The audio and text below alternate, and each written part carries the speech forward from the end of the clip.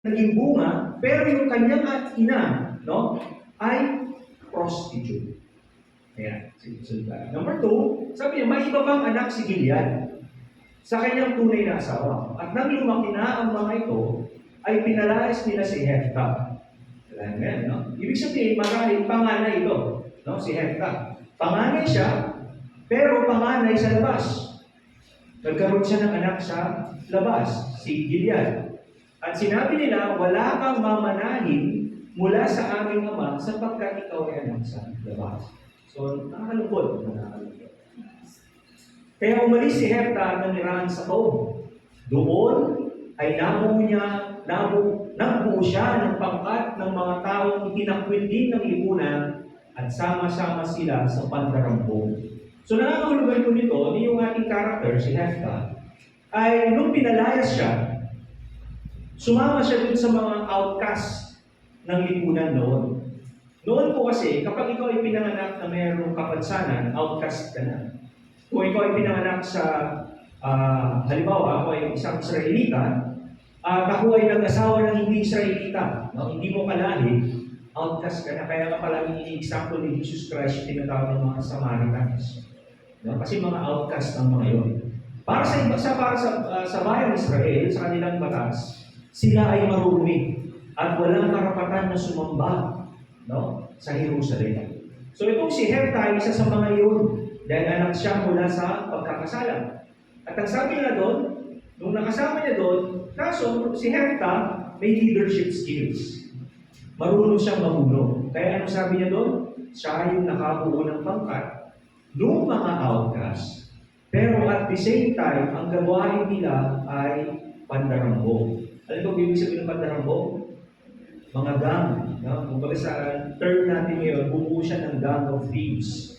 No? Gang of thieves. Kung maalala nyo si David, ganyan din ang ginawa niya nung siya ay tumatakas kay Saul. Tuloy natin. Sabi niya, pagkalipas ng ilang panahon, nilusot ng mga Amonita ang Israel. Ayan. Dahil dito, ito yung twist of event, no? Si Hefta ay pinasundo mula sa lupain ng Tob ng mga pinuno ng Gilead. Isipin mo yun, pagkatapos kang palayasin, nung nasa panahon ng kagipitan, pupuntahan ka. At ito ang sabi, dahil dito si Hefta ay pinasundo mula sa lupain ng Tob, sinabi sa kanya sa verse 6, ikaw ang manguna sa amin sa pakikipaglaban sa mga Amonita. Itinakbil ka na, tinako ka na. Pagkatapos ng panahon ng pangangailangan, bigla ang lalapitan at sasabihin, pwede mo ba kaming ilig? Bakit? Bakit sa tingin natin? Meron, kasi the point na nabuo niya, yung mga outcast, yung mga itinapon sa lipunan, yung mga parang walang halaga sa lipunan, ay nabuo niya at napamahalaan niya, nangangahulugan lamang na mataas yung kanyang skill set in terms of leadership. Sumagot si Hefta. Ito, natural, ito yung magiging sagot niya. Hindi ba't nasusuklang kayo sa akin? Kaya ninyo ako pinaalis sa Gilead. Bakit lalapitan ninyo ako ngayong nahaharap kayo sa pangahit? Normal na reaction po yan. Normal na tanong. Dahil ikaw kung palalayasin ka, masasaktan ka. Hindi lang yun, masakit mo, pinalalayas ka ng mga kapatid mo sa ama. At pinalalayas ka hindi dahil masama ang ugali mo. Ba't ka pinalayas? Pinalayas ka dahil takot sila na may kahatisaan. Sama na.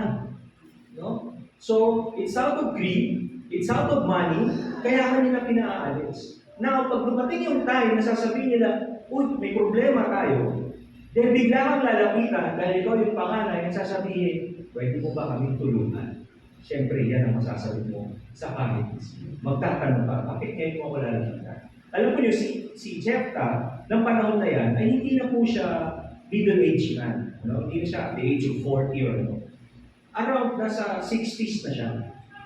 Isipin niyo, kung lumaki sila, probably at the early 20s, pinalayas na siya, he's been living outside, no, for the past 40 years. Na hindi siya naalala o nakilala nung mga taong kinilala niyang pamilya. And then all of a sudden, nung sina'y mga ngani, biglang sinabi, we need you.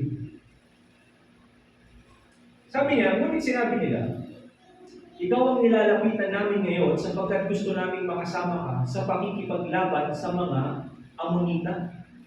Gusto rin namin ikaw ang mamuno sa Gilead. Kaya nakipag-bargain na sila. Sabi, pwede ba ikaw na yung maging clan leader namin? Kasi gusto ka namin makasama eh. Di ba?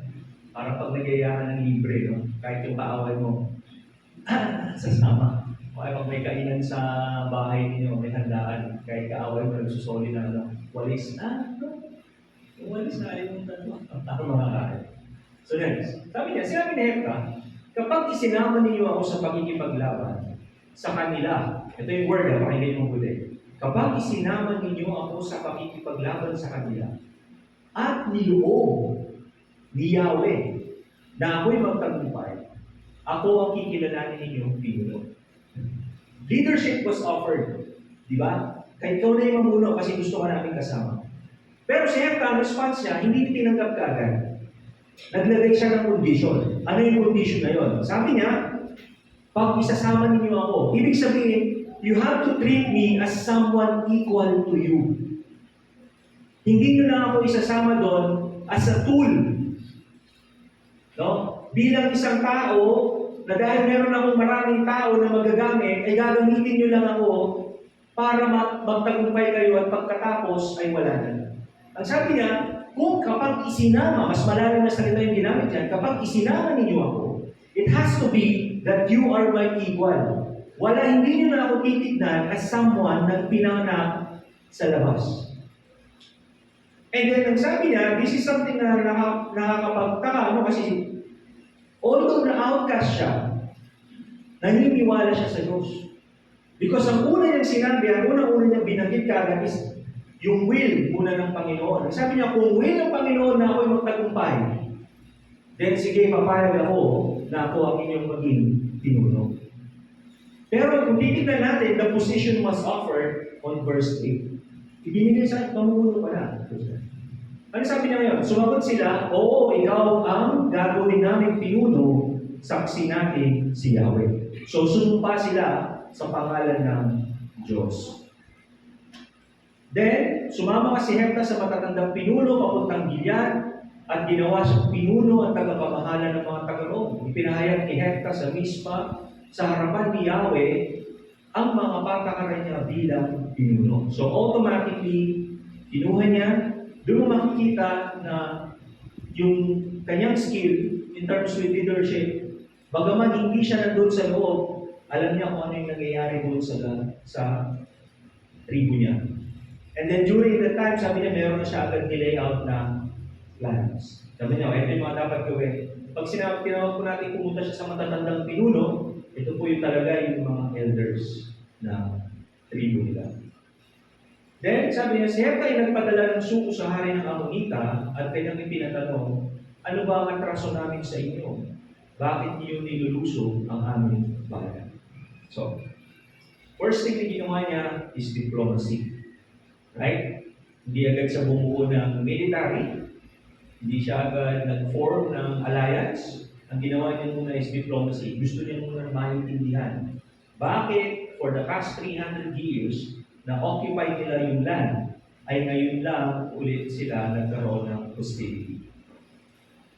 Dahil sabi niya, ganito ang sagot ng mga hari ng mga Amonita.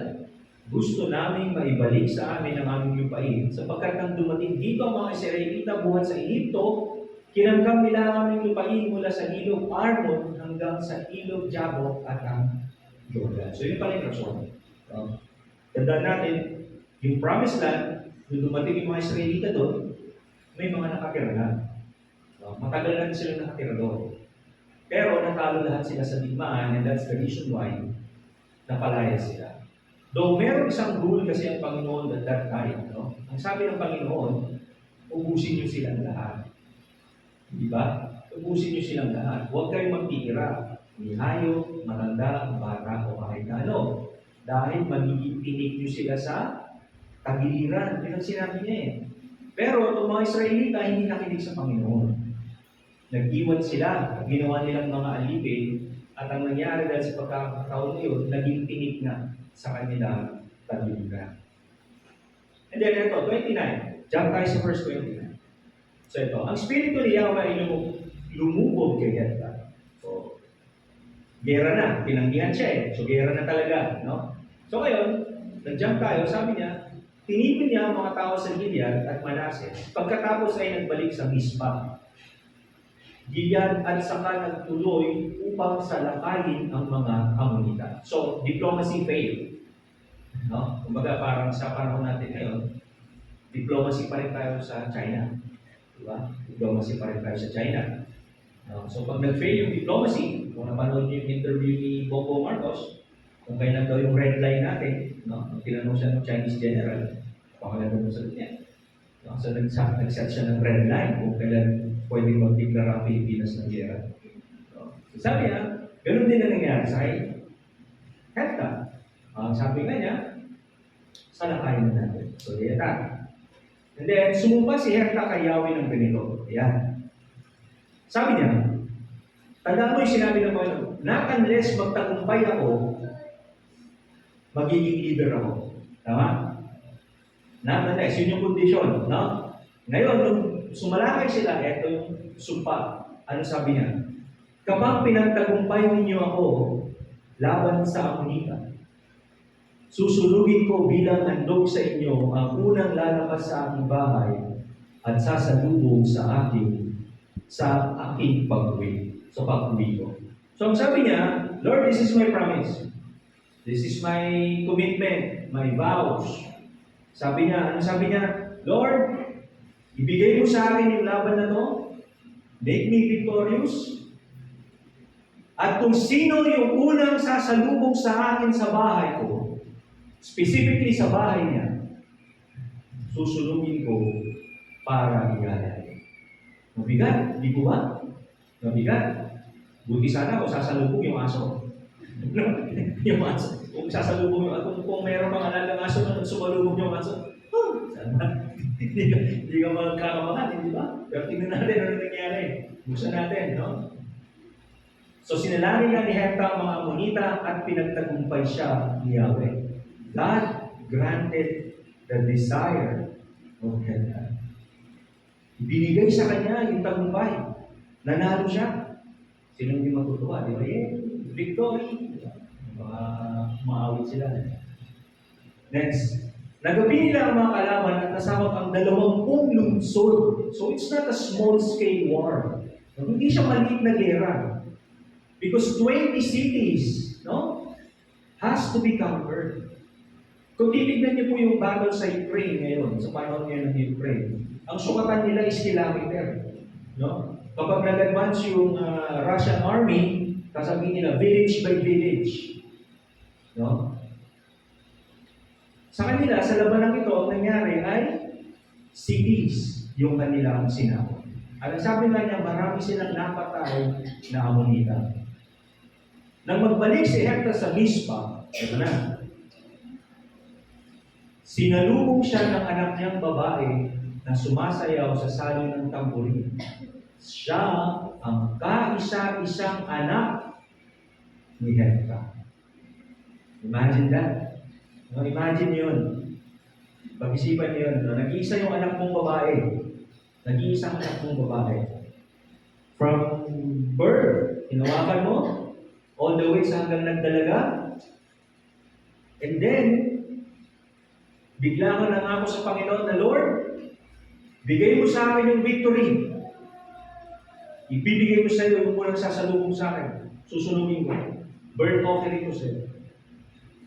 Hindi niya naisip.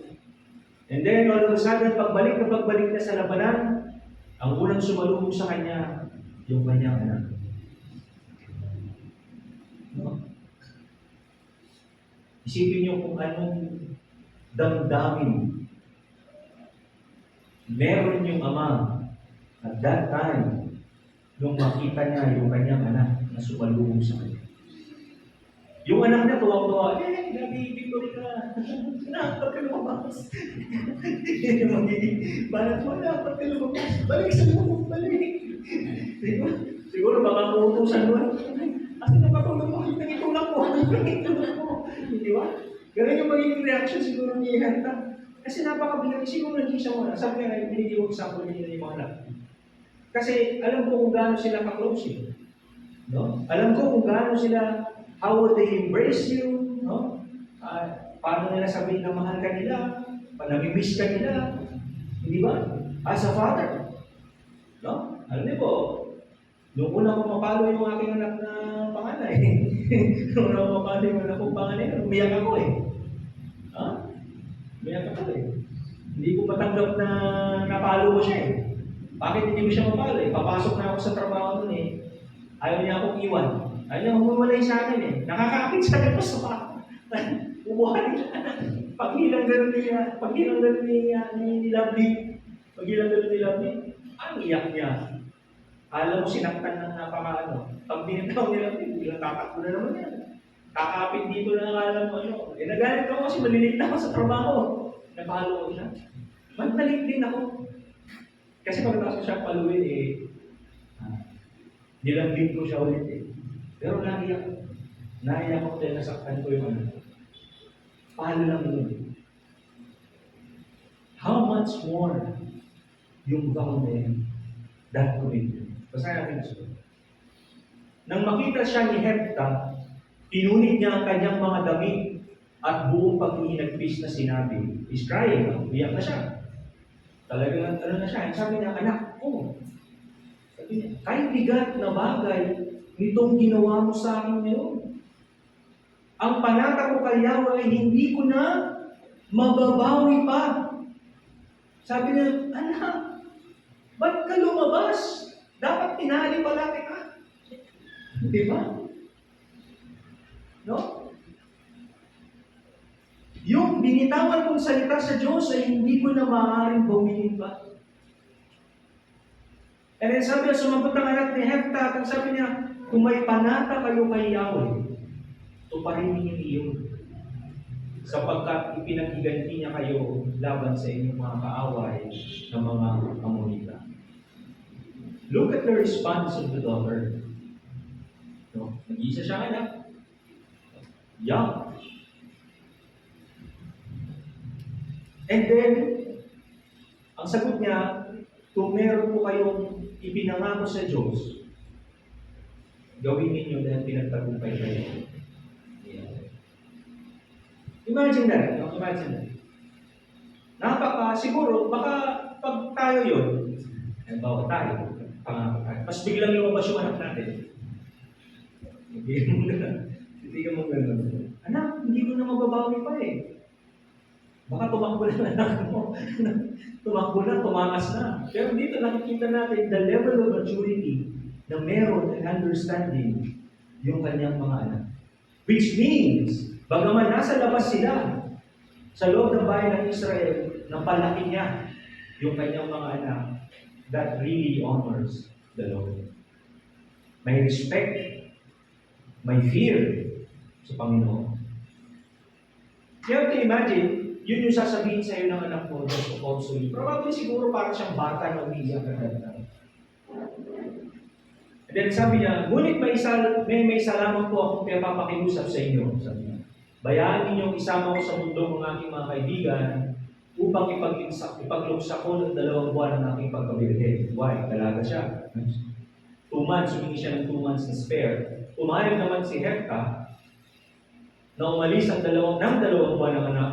Nagpunta ito sa mundo kasama ang kanyang mga kaibigan upang ipagluksa ang kanyang pagkabirhe sapagkat mamamatay siya nang hindi makakapag-asawa.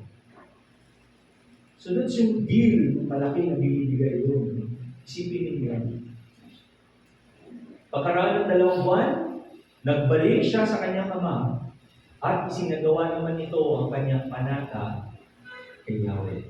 At siya nga'y namatay na isang birhen mula noon, naging kaugalian na sa Israel na taon-taon ay 4 na araw na ipagtulugsa ng mga kababaihan ang dalagang anak. So what happened? So 2 months, humingi siya. Kahit pwede ko muna ako mag-happy-happy with my friends in 2 months. Actually, hindi happy-happy yan kasi paglulugsa. And then sabi niya, sige, go. And then, you have to imagine the stress. Yung stress ni Hephta, you as a father, no? As each day passes by, no? Sisikat ng araw, lulubog ang araw, probably it is the longest days of your life. And it is probably yung din isa sa mga pinakamaiksing oras, no? Na makikita mo na one day, ikaw mismo ang nagkanulo para sa kamatayan ng iyong anak. So today po, yan po yung ating pag-aaral. I'll make up some points, no? Dito sa pag-aaral natin. Una, tignan muna natin. Sige, ayan. So, this is a small picture. Ano nakikita nyo? Nung dumating si Hefta, and during the time of the sacrifice. No? So, you have to imagine, paano mo gagawin yung bagay na yun. Alam po niyo, sa Israel, bawal naman talaga yan. Actually, bawal yan. Meron tayo sasagutin mamaya. So, naalala niyo po ba ito? Sino yan? Si Isaac at si Abraham. Hindi po ba? It is the first time na mababasa natin sa Bible na isang anak ng Diyos ay umabot sa punto na inutusan siya ng Diyos. Actually, di ba? Inutusan siya ng Diyos. Sabi na, Abraham, kung talagang totoo at yung pananampalataya mo ay totoo, ialay mo sa akin si Isaac. Si Isaac is not a small kid. Kasi laki na siya ni ganyan kalaki. Kay Basil, si Isaac yung ialay yan. So malaki na siya, binata na. No? Pero, nung gagawin niya, nung gagawin na ni Isaac, ay ni Abraham yung pag-aalay, an angel of the Lord stopped him. Di ba? Pinigilan siya. Sabi niya, huwag mong gawin. No? Huwag mong gawin. Inutos na Diyos sa kanya, ialay niya, ginawa niya. No? Pero nung gagawin na niya, pinigilan siya ng Diyos. No? Ngayon, si Hefta, yung ating pinag-aaralan ngayon, napigilan ba? Hindi. Di ba? Kasi natuloy, namatay siya. Nagkaroon nga ng incommemoration of Hefta's daughter every year. So, ito yung sa mga titignan natin. Why didn't God stop Hefta from sacrificing his daughter? Bakit kay Abraham, nung sasakripisyo niya si Isaac, pinigilan siya ng Diyos? Pero nung panahon ni Hefta, hindi siya pinigilan. At nangyari yung bagay na pagkamatay. So, ito po ang batas sa loob ng Israel na iniwan ni Moses. Sabi niya sa Deuteronomy chapter 18 verse 10, sino man sa inyo huwag magsusunog ng kanyang anak bilang handog. Maliwanag yun. No? Pero bakit nangyari yung pagsusunog sa panahon ni Hefta? Huwag kayong manghuhula, huwag gagawin ang ginagawa ng mga maghuhula. Maliwanag sa salita ng Panginoon kung sinabi niya na huwag ninyong susunugin ang inyong mga anak bilang handog. Mahigpit siya. Ito pa po ang sabi niya sa Jeremiah chapter 7 verse 31. Sa libis ng Ben Hinnom ay gumawa sila ng altar at tinawag nilang Tophet. Doon nila sinusunog ang kanilang mga anak bilang handog. Ang sabi ng Panginoon, hindi ko iniutos sa kanilang gawin ito at hindi man lamang ito sumagi sa aking isipan. So, titignan natin si Hefta, sa batas ng bayan ng Israel, maliwanag na sinabi ni Moses at inilatag ni Moses ayon sa pagkakautos sa kanya ng Diyos na ang pag-aalay ng anak, pag-aalay ng birth offering, kailanman ay hindi kailangan gawin dahil hindi nire-require ng Panginoon. Para sa kanya ay kasuklam-suklam. Bakit? Kasi buhay yun. Buhay na ibinigay o pinahiram ng ating Panginoon sa bawat isa sa atin. Kaya sabi niya, titignan natin, kay Abraham, pinigilan siya. Kay Hefta, hindi. Mamaya, kasagutin ko sa Biblia. So, sabi nga niya dito, kung titignan din po natin sa Hebrews chapter 11, yung buong chapter ng 11, makikita niyo po ron yung mga tao, nakalista doon yung mga tao na kinikilala na may napakataas na antas ng pananampalataya. At sa verse 32 ng chapter 11, nakasulat po doon yung pangalan ni Hepti. Sabi nga doon, magpapatuloy pa ba ako? Kulang ang panahon para may salaysay ko ang tungkol kina Gideon, Barak, Samson, Hepti, David, Samuel at mga propeta. Dahil sa pananampalataya nila sa Diyos, nagwagi sila laban sa mga kaharian. So si Hepti, violating the law of Moses, no, was still considered a man of faith.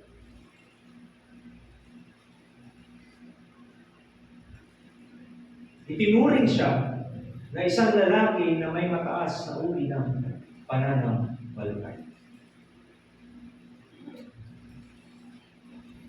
So, tignan muna natin yung background ni Jephthah. No?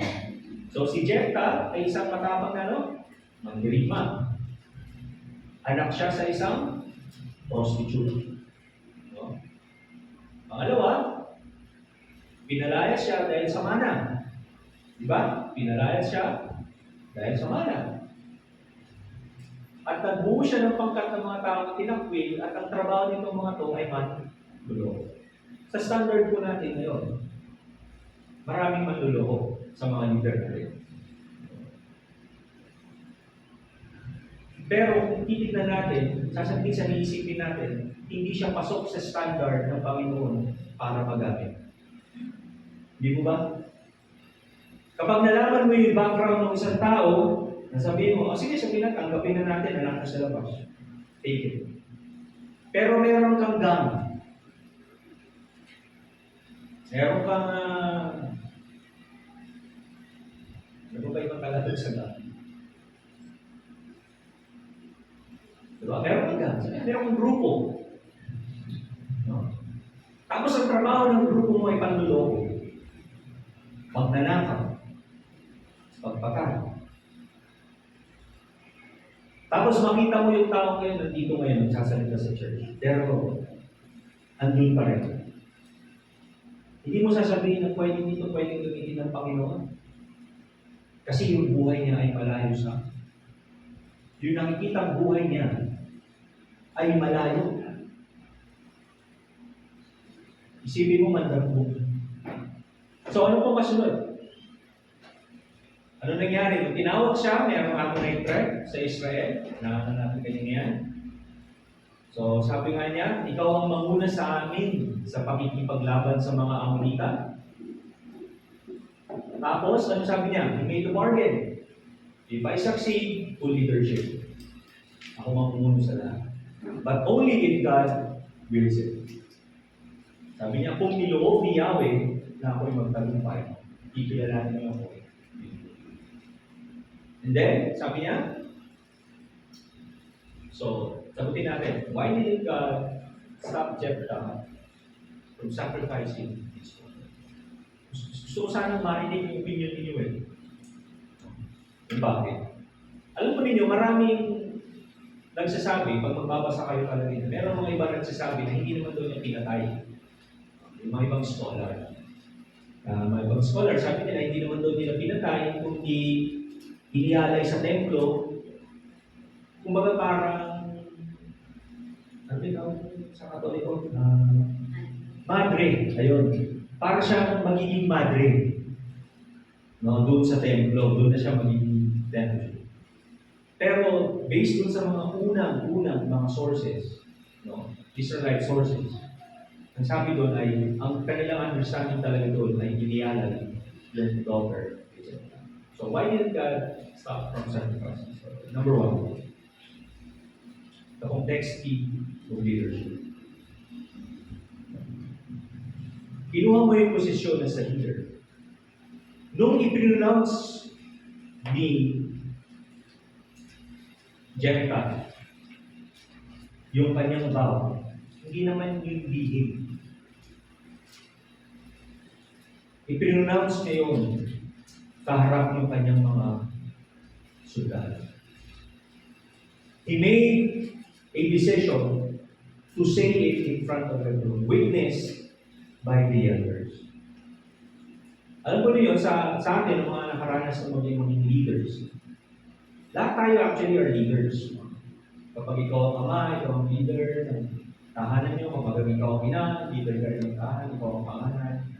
Hindi lang yun ang tumutukoy sa kumpanya o sa trabaho natin. Everybody is a leader. And it's very complex. Bakit? Kasi you have to make decisions. And then kung minsan makikita mo, maririnig mo kung minsan sasabihin nila, hinihintay lang po namin yung sasabihin mo kung gagawin. Di ba?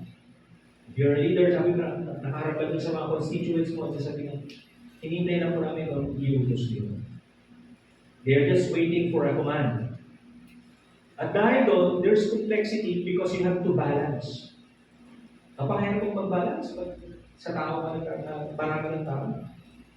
No? Pinakamaraming tao hinawakan ko sa trabaho is 31. 31 people. At sa trabaho ngayon, sabi ko, napakahirap po, almost hindi mo mamamalayan yung oras mo. Out mo na pala. And then you're leaving for work and then the next day sila ulit. So there's complexity in leadership. Bakit? Basahin ko natin sa Mateo chapter 20, verse 26 to 27. Sabi nga, hindi ganyan ang dapat umiral sa inyo kung nais ninyo maging dakilan. Dapat kayong maging lingkod sa iba. At kung sino man sa inyo ang nagnanais na maging una, siya ay dapat maging alipin. Alam ko ninyo, once you're on the shoes of a leader, no, pag nasa shoes ka na ng leader, makikita mo, ikaw yung nanguyo. Si Alem, manager yan. O pinapapilan mo na agad na rin. Papilan na agad. Kapag nakagawa, you have to talk. Sabi nga natin kapag leader ka, hindi ka lang basta someone as a leader. Mentor ka na, tagaturo ka. Kapag may problema, ikaw yung kakausap. Kapag walang pamasahe, ikaw yung magbibigay. No? Kung may problema siya sa asawa niya, ikaw yung kanyang iyakan. No? Nag-uusap.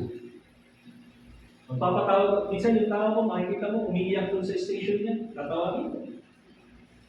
Siya magsasalita, maglalabas siya ng sama ng loob niya.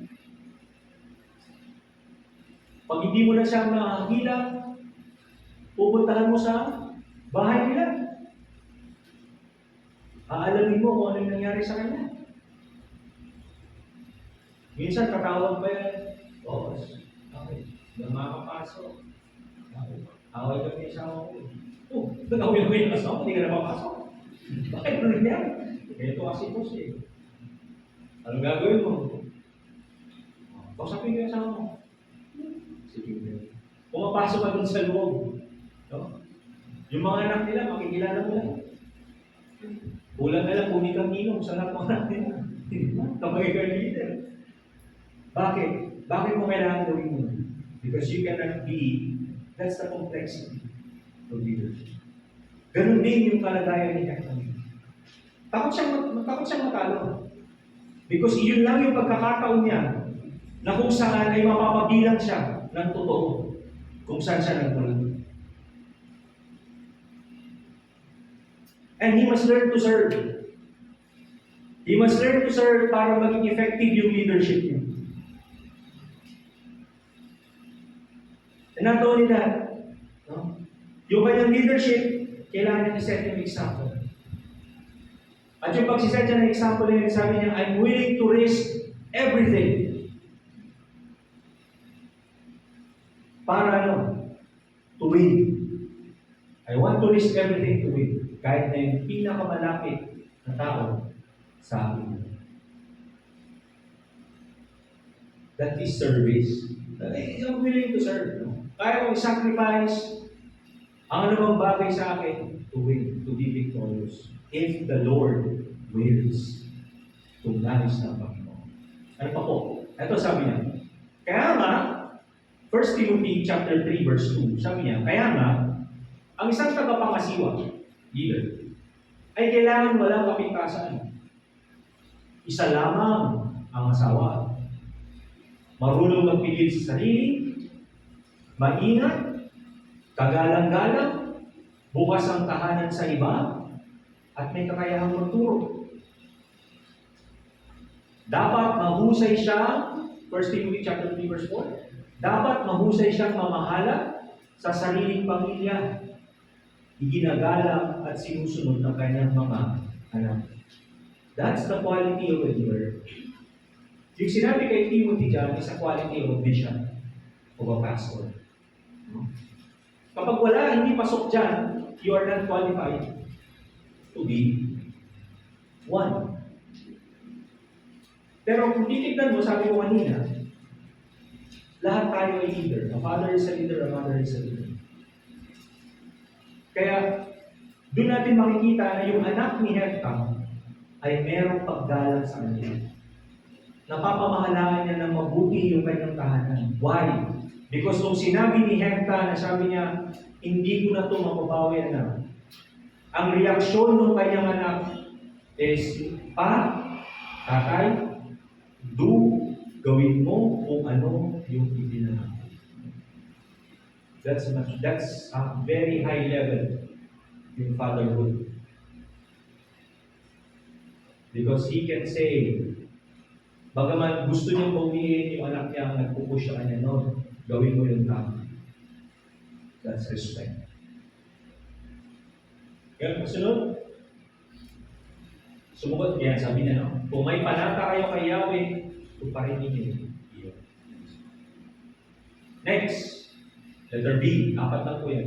The dangers of rash vows. Ito, marami nagkakamali dito. Yung mabilis magbitaw ng salita.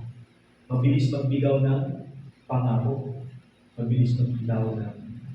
Yung at the heat of the moment, yung kainitan, ay mabilis kang magpangako sa Panginoon. Remember, nung kailan ginawa ni Hefta yung kanyang commitment na yung vow na yun? Before the start of the battle. Bago mag-umpisa yung gera, bago mag-umpisa yung labanan, nung natipon niya lahat ng kanyang mga sundalo, nandun na sila, maniinip na yung pakiramdam nila. At sa panahon na yun, ay doon niya binitawan yung kanyang panana. It's very different. No? Ganon din po tayo eh. Marahil revelation na narinig dito sa balbing ito. No? Na kung minsan, madali tayo magbitaw ng salita. Isipin mo na lang sa kasal eh. Di ba? Pero ngayon, ang kasal, di ba, may gagawa ka na ng sarili mong vow. Di ba, gagawa ka na ng sarili mong vow. Dati kasi, yung kung ano yung sinasabi lang nung pare. Ngayon, magagawa na ng sarili ng vow. Kasi magkakahaba ng vow. Haba-haba ng vow ng lalaki, haba-haba ng vow ng babae. Pagtaas ng isang taon, nakita mo, nagliliwala. Dumastos pa ng 1,000,000 sa handaan. Pero, pagtaas ng isang taon, ano nangyari? Hindi kami compatible. Ano nangyari sa mga vows mo? Kaya, do not rush. Buksan natin. Sabi po niya sa Ecclesiastes chapter 5, verse 2 to 5. Huwag kang pabigla-bigla sa pananalangin. Isipin mo munang mabuti ang ipapangako mo sa Kanya, sapagkat nasa langit siya at ikaw ay nasa lupa. Mag-ingat ka sa pagsasalita. You have to be reminded na kung kanino ka nagbibitaw ng salita. Sa tao, pwede mong baliin. Pero sa Diyos, hindi. Bakit? Sabi niya, ang panaginip ay bunga ng maraming alalahanin, habang dumarami ang iyong sinasabi, lalo nanganganib na mga pagsabi ka ng kamangmangan. Verse 4, kung mangangako ka sa Diyos, tuparin mo ito kaagad. Bakit? Hindi siya nalulugod sa tao mangmang. Kaya tuparin mo ang iyong pangako sa Kanya. Verse 5, mabuti pang huwag ka ng mangako kaysa mangako at hindi mo tulutan. Sa buhay mo natin, napakarami na nating binitawang pangako. Tama? No? Sabihin na lang natin sa New Year.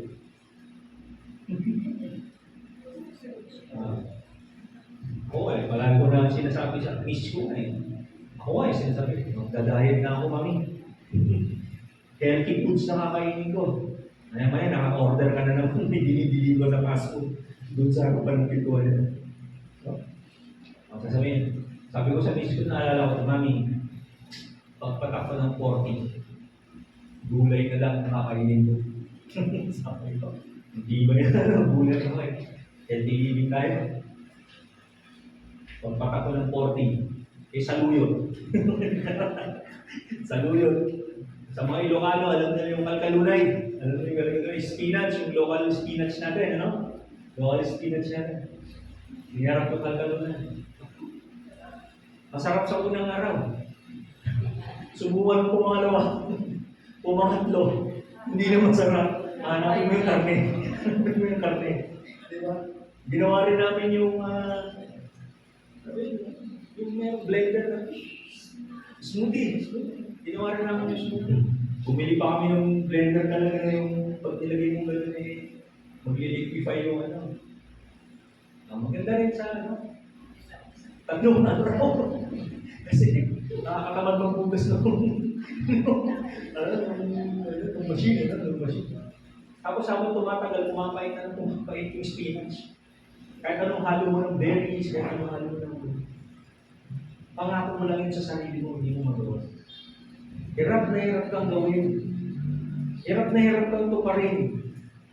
Pero iniisip mo, yung pangako mo yun sa sarili mo, isa'y kabubuti mo. Bakit? Kasi nagpa-check up ka, mataas lahat ng dapat hindi mataas. At mababa yung hindi dapat mababa. Pero ang ginagawa mo pa rin, nagsasabi ka ng pangako sa sarili mo, pero hindi mo natutupad. Sa sarili mo lang yun. How much more kapag bumitaw ka ng salita at nangako ka doon sa Diyos na buhay. Sabi niya, sa Kawikaan chapter 20, verse 25, bago mangako sa Diyos ay isiping mabuti upang hindi ka magsisi sa bandang huli. Si Hefta, biglaan yung kanyang pangako sa Diyos na gagawin niya. Hindi niya naisip na baka kapamilya ko yung lalabas sa loob ng aking bahay. Marahil ang nasa isip niya, baka sumalubog, kami ng kanina, baka sumalubog yung aso. Sumalubog yung alipin. Di ba? Kasi parating yung amo, ang sasalubog yung alipin, magbubukas ng gate. Okay, sabi niya, pag ipatulong kong lumabas yan, okay lang. Kasi kawawa naman ng alipin ko, no? Okay lang. Kaso ibang nangyari. Yung kasunod, sabi niya, next, the tragic cost of unwise obedience. The tragic cost of unwise obedience. Sabi niya sa Deuteronomy chapter 23, verse 21 to 23. Huwag ninyong kakaligtaang tuparin ang panata ninyo kay Yahweh. Bakit? Kasi tiyak na sisingilin niya kayo kapag hindi ninyo tinupad yun. So kung nakapagbitaw ka ng salita, hihintay ng Diyos yan na tuparin mo. Bakit? 22. Sabi niya, hindi kasalanan kung hindi kayo gagawa ng panata. So hindi naman kasalanan kung hindi ka magpapromise sa Lord. No? Kaya nga sabi sa New Testament, kung no is a no, yes is a yes. Eto sa 23, sabi niya, ngunit kailangan tuparin ang anumang kusang loob na pangako ninyo kay Yahweh. Ibig sabihin, hindi trinigger ng Diyos yung pagbibitaw mo ng pangakong iyon, kundi nagmula ng totoo sa iyo. Ikaw mismo yung nagbitaw ng salita sa harapan ng Panginoon. Ikaw mismo yung nanalangin. Nasabi mo, Lord, ito yung gagawin ko. Nagigets nyo na kung bakit hindi pinigilan? Bakit si Abraham ay pinigilan, ngunit si Hector ay hindi? Nagigets nyo na? Hindi ba? Dahil si Abraham ay inutusan ng Diyos, sinunod lang niya yung iniutos. Subalit si Hector, nagmula sa kanya. Hindi ni-require ng Diyos sa kanya na gawin yun. Bakit? Ang sabi doon sa binasa natin, yung Espiritu ng Diyos ay nasa kanya na. Ibig sabihin nun, yung tagumpay ay talagang nasa kanya na. At wala nang ibang hinihingi ang Diyos.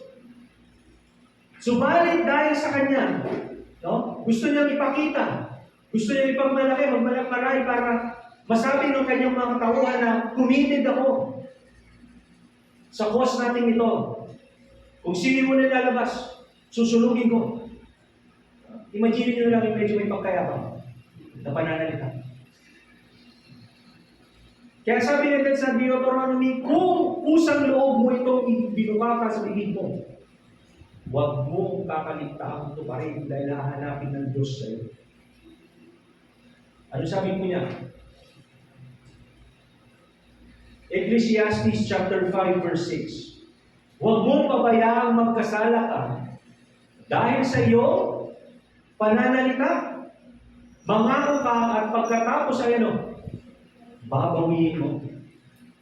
Sa ganyan, galit na galit ang Diyos.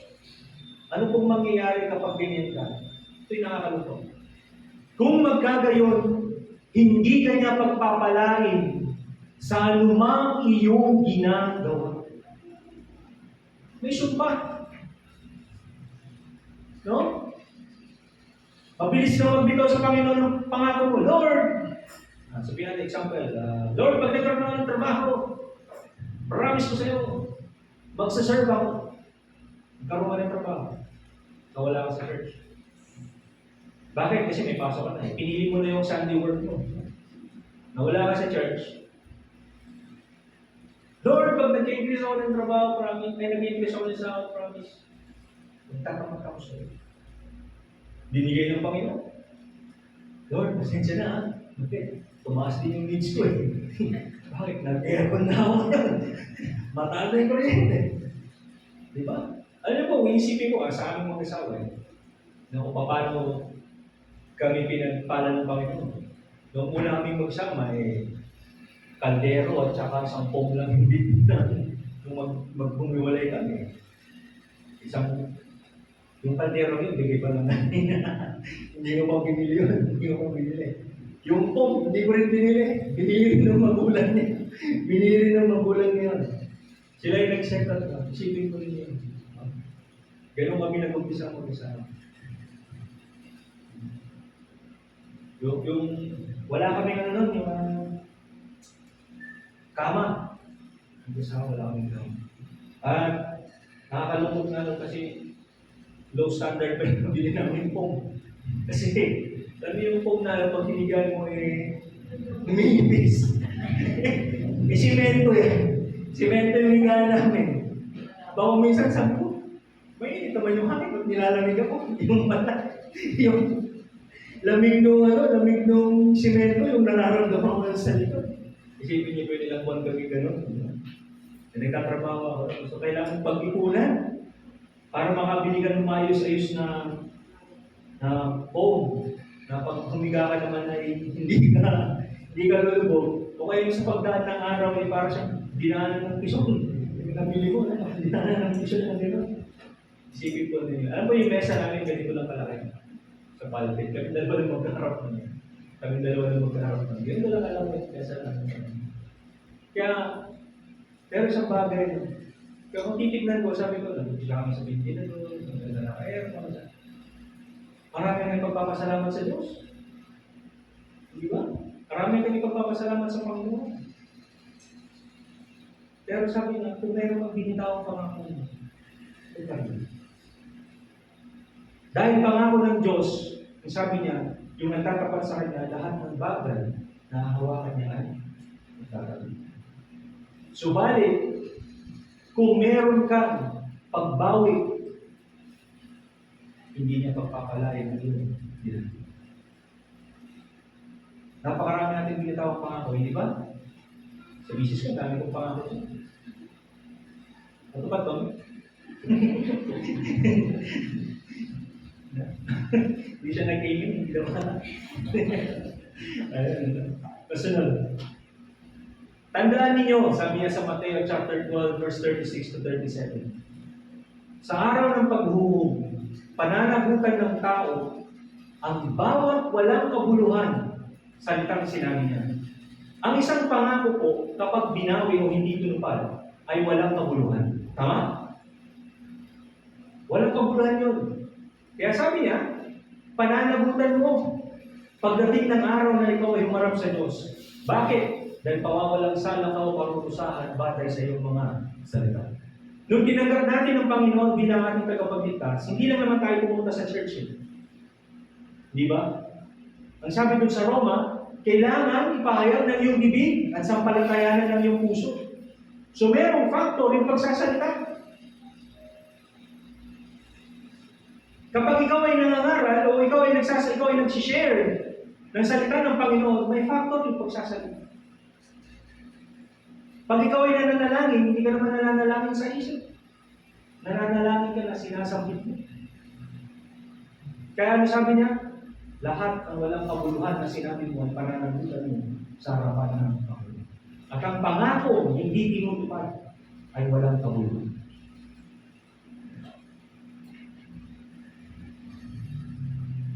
Next po, the consequences of our words. Sa Kawikaan, chapter 18, verse 21, ang buhay at kamatayan ay sa dila na kasalanan. Makikinabang ng bunga nito, ang dito ay ganoon. Sabi po niya rito sa Kawikaan, chapter 12, verse 12, ang matalas na pananalita ay sumusugat ng damdamin. Ngunit sa magandang pananalita, sakit ng loob ay gumagana. Kaya, naalala ko yung isang example na ginawa dyan eh. Yung toothpaste, di ba yung bagong toothpaste. So, ang pinagawa nung coordinator, sabi niya, sige, contest yun. Isipin niyo, ilabas niyo lahat yung laman ng toothpaste. So, inilabas nila lahat yung laman ng toothpaste contest eh. Pagkatapos na lang ilabas, sabi na ganyan ng coordinator, sige ngayon, ibalik niyo. Ibalik niyo yung toothpaste. Dito sa lagayan. Sabi nila, si mo alam, nagay mo na nagay. Anong gawin pakit mo doon? Hindi mo na may papalit. Ano mo sabi ng coordinator? Sabi na, yan yung salita. Katulad yan yung salita. Na kapag nailabas mo na, tiyak mo na. Kaya sabi niya yung dila, matalas. Minsan mabilis tayo magsalita. Mabilis tayong mag-isip. Minsan nag-uusap lang sila at iisip. Yung pinag-uusapan. Pero sabi nga natin, sumusugat ng damdamin. Kung paano sasabihin ng isang lalaki na iniyurog niya yung babae, sabi niya, I love you. Kung siya nakapagbibigay ng kilig dun sa dalaga. At pag sumagot yung dalaga at sinabi niya, friends lang tayo. Sinabi niya na, I love you too. Sigurado, masaya sila dito. Pero kung narinig niya yung sinabi niya, friends na muna tayo. Malulungkot.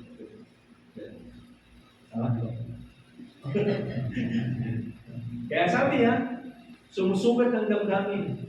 Ngunit sa magandang pananalita, sakit ng loob. Ephesians chapter 4, verse 29. Huwag kayong gumamit ng masasamang salita. Lagi ninyong sikapin na ang pangusap ninyo ay makakabuti at angkop sa pagkakataon upang pakinabangan ng mga makariri. O kung may tatanong, bakit bawal magmura sa akin? Kasi unang-una, pananagutan mo sa Diyos lahat ng mura na binitawan mo. Kasi walang pahuluhan dito. Pangalawa, bilang isang Kristiyano, kailangan merong asin ang iyong pananagutan. And lastly, number 5, ito po magbawakas, guarding our speech. Paano po natin babantayan ang ating pananalita? Number 1, slow to speak. Bago ka magsalita ko. Meron kasi talagang ibang tao hindi mapigilan.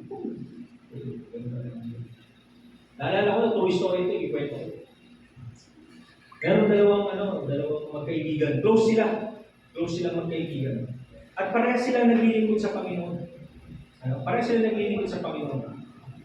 Ngayon, dahil close sila, parehas sila naglilingkod sa Panginoon. Close na sila. Nagkabiruan. Ngayon, sa pagkakabiruan nila ngayon, nagkapipunan. Nung nagkapipunan, mag-aaway na. Dahil sa salita. Dahil sa salita. Ayun, true story. So ngayon, dahil sa mga salita ngayon, dahil sa biruan, at dahil sa isang bagay na nabanggit na hindi nagustuhan ng isa, abay nag-away. Sa halip kasi na mag-respond ka, na pag-iisipan mo muna yung sasabihin mo, sasalubungin ko ba itong mainit mo to? O pababayaan mo na lang, palalagpasin ko muna. Kaya sabi niya sa Santiago chapter 1 verse 19, mga kapatid kong minamahal, unawain ninyo ito. Maging alisto kayo sa pakikinig, subalit dahan-dahan sa pagsasalita at huwag agad inulan. Napakahalaga po. Listen, then respond wisely. Ano po kasunod? Number 2, speak the truth in love. Sabi niya sa Santiago 1:50, sa halip sa pamamagitan ng pagsasalita ng katotohanan sa diwa ng pag-ibig, tayo dapat maging lubos na katulad ni Kristo na siya ulo natin lahat. So kapag nagsasalita tayo, dapat merong pag-ibig. Kasunod, using words to build up. 1 Thessalonica 5:11. Dahil dito palakasin ninyo ang loob ng bawat isa at magtulungan kayo. Tulad ng ginagawa ninyo ngayon. That's the last one. So, ayun. So, titignan po natin, malungkot yung kwento, hindi ba? Malungkot yung kwento, pero merong malalim na aral na tinuturo pa. Ano yung aral na yun? Maging maingat tayo. Maging maingat tayo sa ating mga pangako, maging maingat tayo sa ating pagsasalita. Dahil ang lahat ng bagay ay sisingilin ng Diyos pagdating. Hindi lamang iyon, ito napaka-importante nito. Pag nagbidaw ka na ng pangako, ito pa rin. Alam nyo, nasagot na kanina yung tanong, bakit hindi pinigilan ng Diyos? Kasi si Abraham, iniutos ng Diyos sa kanya na gawin yun. Subalit si Hefta, pusang loob ng binanggit. Sa kanya mismo nang galing kaya hinanap ng Diyos yung katuparan ng kanyang binitawan sa kanya. Mahirap po, no? Mahirap. No? Sabi nga ng salita ng Panginoon, it is fearful to fall into the hands of the living God. Nakakatakot. Kasi mabigat kapag siya ang gumalaw. Kung paano kanya pagpalain ng sagana, ganoon ka rin naman niya papaluin ng mabit. Kaya sa ating paglilingkod, mga kapatid, gawin natin ang tama. Samahan niyo po ako sa Panginoon. Dakilang Ama na makapangyarihan sa lahat. Salamat po Diyos sa umagang ito. Salamat Panginoon sa salita na amin itong napagbulay-bulayan.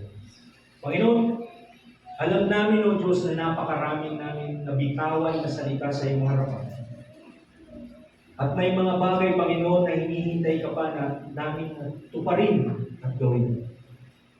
Panginoon, dumudulog po ako sa iyong harapan ng buong pagpapakumbaba. Na tulungan mo kami, Panginoon, na matupad ito. Magawa ito, Panginoon, na may pagpupuri at pasasalamat sa iyo. At turuan mo kami, O Diyos, na huwag maging pabigla-bigla, kundi sa lahat ng bagay, Panginoon, ay umasa sa iyong Espiritu, sa iyong karunungan, sa iyong plano. Huwag niyo pong hayaan na magtiwala kami sa sarili naming kakayahan, sa sarili naming talino o isip, sa sarili naming plano, o sa sarili naming lakas, kundi magtiwala lamang kami, Panginoon, sa magagawa. Panginoon, ikaw ang maitaas at matakilang magpakailanman sa pangalan ni Jesus. Amen.